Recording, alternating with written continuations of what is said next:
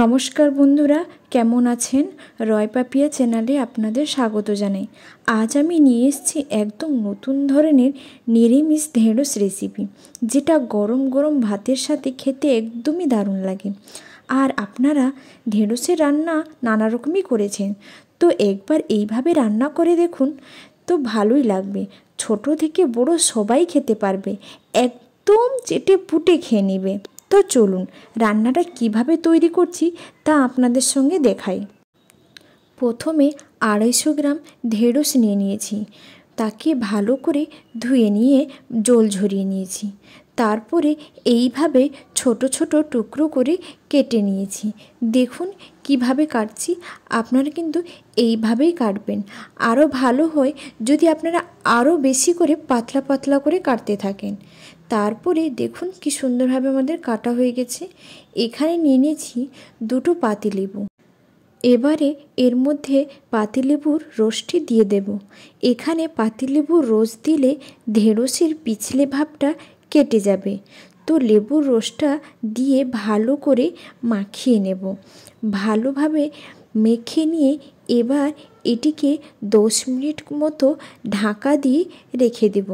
দেখুন কি সুন্দরভাবে ঢাকা দিয়েও রেখে দিচ্ছি। এবারে এদিকে একটি মিক্সিং জারে মশলা তৈরি করে নেব। দিয়ে দেব কয়েক টুকরো আদা, কাঁচা লঙ্কা, আর দিয়ে দেব টমেটো, আর কয়েকটা গোলমরিচ, আর দিয়ে দেব ধনেপাতার ডাঁটাগুলি। এখানে ধনেপাতা ডাঁটা দিলে এখানে ফ্লেভারটা খুবই সুন্দর লাগবে, তাই আমরা এখানে ডাঁটাগুলোই দিয়েছি। তো দেখুন সুন্দরভাবে পেস্ট করে নিচ্ছি, একদম মিহি করেই পেস্ট করবেন। এবারে এদিকে একটি পাত্রের মধ্যে প্রায় 1 কাপের মতো বেসন নিয়ে নিয়েছি। তার মধ্যে দিয়ে দিচ্ছি পরিমাণ মতো লবণ, পরিমাণ মতো হলুদ, লঙ্কা গুঁড়ো, আর দিয়ে দিচ্ছি জিরে গুঁড়ো, ধনে গুঁড়ো, আর দিয়ে দেবো কিছুটা জোয়ান, আর দিয়ে দেবো ধনেপাতা কুচি। হাতের কাছে যদি ধনেপাতা কুচি আপনাদের না থাকে তাহলে স্কিপ করে যাবেন। তারপরে দিয়ে দেব পরিমাণ মতো একটু চিনি, যাতে মিষ্টি মিষ্টিও লাগতে পারে। তারপরে অল্প অল্প করে জল দিতে থাকবো। জল দিয়ে ভালো করে আমরা এটিকে মাখিয়ে নেব। একসঙ্গে বেশি জল দিবেন না, হালকা হালকা করে অল্প অল্প একটু একটু করে জল দিতে থাকবেন। তারপরেই আমাদের দেখুন ব্যাটারটা খুব সুন্দরভাবেই তৈরি হয়ে গেছে। বেশি পাতলাও হবে না, বেশি মোটাও হবে না, একদম মিডিয়াম অনুসারেই আপনারা করবেন। দেখুন কি সুন্দর হয়েছে। তারপরে এদিকে যে দেখুন ঢেঁড়সের মধ্যে পাতিলেবুর রসটা মাখিয়ে রেখেছিলাম, তার জন্য একদম পিচ্ছিল ভাবটা নেই। তো এদিকে এবার ঢেঁড়সগুলি এই মিশ্রণটার মধ্যে দিয়ে দেব। এবার সব কিছু হাতের সাহায্যে বা চামচের সাহায্যে আমরা মাখিয়ে নেব, ভালো করে মাখিয়ে নেব।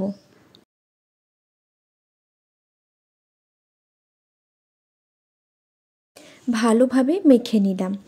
এরপরে এদিকে কড়াই গরম করতে বসিয়ে দিয়েছি।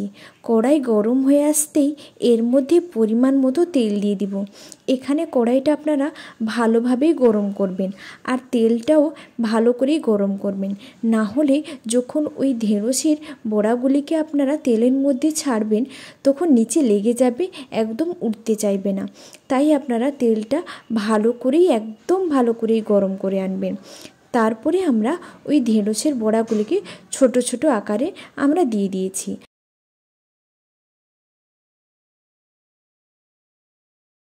এবারে এগুলিকে উল্টে পাল্টে ভালো করে ভেজে আনবো, একদম লাল লাল করে ভেজে আনবো।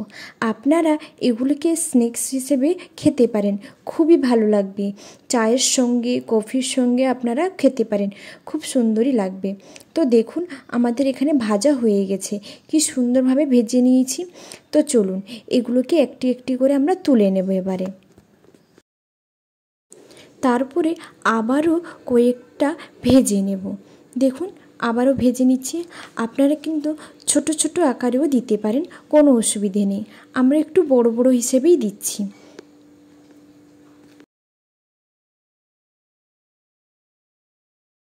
একই রকমভাবে এটিও উল্টে পাল্টে ভালো করে নাড়াচাড়া করে আমরা ভেজে নেব। দেখুন কি সুন্দর লাগছে না দেখতে। ভালোই লাগছে আর খেতেও খুব টেস্টি হয়েছে। এই ভাজার সময় আপনারা খাবেন, খুব টেস্টি লাগবে। তো ভাজা হয়ে গেছে, দেখুন লাল লাল করে ভাজা হয়ে গেছে। এবারে আমরা তুলে নেব, আর নেই ভাজার মতো। দেখে নিন কি সুন্দরভাবে সবগুলি ভাজা হয়ে গেছে। দেখুন হাতে তুলে দেখাচ্ছিও আপনাদের, কি সুন্দর লাগছে না বলুন। ব্যাস, এবারে এদিকে নিয়ে নিয়েছি ওই কড়াইতে আবার অল্প পরিমাণে তেল। এখানে আপনারা সর্ষের তেলও ব্যবহার করতে পারেন, কোনো অসুবিধে নেই। তেলের মধ্যে দিয়ে দিব পরিমাণ মতো জিরে আর গোটা গরম মশলা, তেজপাতা 2টি, আর দিয়ে দেবো শুকনো লঙ্কা। আপনারা এখানে কাঁচা লঙ্কা ব্যবহার করতে চাইলে ব্যবহার করতে পারেন। তারপরে ওই মশলাগুলি কিছুক্ষণ নাড়াচড়া করে ফুটিয়ে নেব।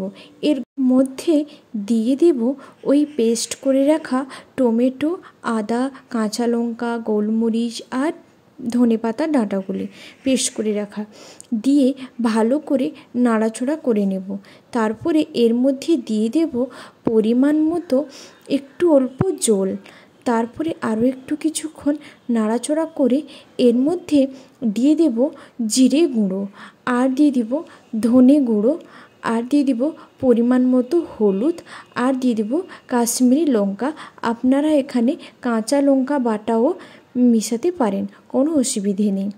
তারপরে এটি নাড়াচড়া করে কিছুক্ষণ কষতে থাকব, যাতে নিচে না লেগে যায়। কষানোর পর একটু তেল ছেড়ে এলেই এর মধ্যে দিয়ে দিব পরিমাণ মতো অল্প একটু আরও একটু জল দিয়ে নাড়াচড়া করতে থাকব।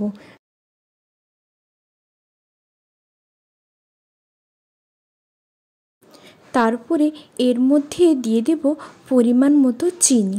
চিনিটা একটু অল্প দিলে হয়, যাতে ঝাল ঝাল লাগবে। নিরামিষ তো একটু ঝাল ঝাল লাগলে ভাল লাগবে, তাও একটু স্বাদের মতো চিনি দিয়েছি। তারপরে দিয়ে দেব পরিমাণ মতো লবণ, আর দিয়ে দেব পরিমাণ মতো জল। জলটা একটু বেশি পরিমাণেই দিতে হবে, কারণ বড়াগুলি জল অনেকটাই সফট করে নেয়, তাই আমরা জল এখানে বেশি পরিমাণেই দিয়েছি।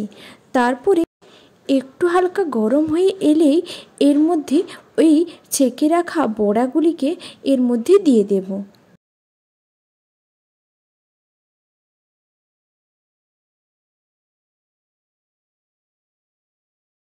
ঢেঁড়সের বড়াগুলি দেওয়ার পর কিছুক্ষণ নাড়াচড়া করে নেব। নাড়াচড়া করে মিশিয়ে নিয়ে এর মধ্যে ঢাকা দিয়ে কিছুক্ষণ ফুটতে রেখে দেব। তো চলুন 5 মিনিট পর আমরা যখন ঢাকা খুলে দেখি, রেসিপিটা খুবই সুন্দর লাগছে এবং খেতেও খুব সুস্বাদু। যেমন দেখতেও লোভনীয়, তেমন খেতেও খুব সুস্বাদু। তো চলুন, আমাদের এখানে রেডি হয়ে গেছে। উপর থেকে একটু গরম মশলা আর একটু ঘি ছড়িয়ে দিলেই তৈরি হয়ে যাবে নিরামিষ ঢেঁড়সের রেসিপি। এই ঢেঁড়সের রেসিপি গরম গরম ভাতের সঙ্গে খেতে খুবই দুর্দান্ত লাগে। আর আপনারা আপনাদের বাড়িতে তৈরি করে খাবেন আর কমেন্টে বলবেন কেমন হয়েছে। যদি এই রেসিপিটি আপনাদের ভালো লেগে থাকে তাহলে প্লিজ সাবস্ক্রাইব করবেন আর লাইক করবেন। পরের রেসিপির জন্য আবার আপনাদের সঙ্গে দেখা হবে। Thank you.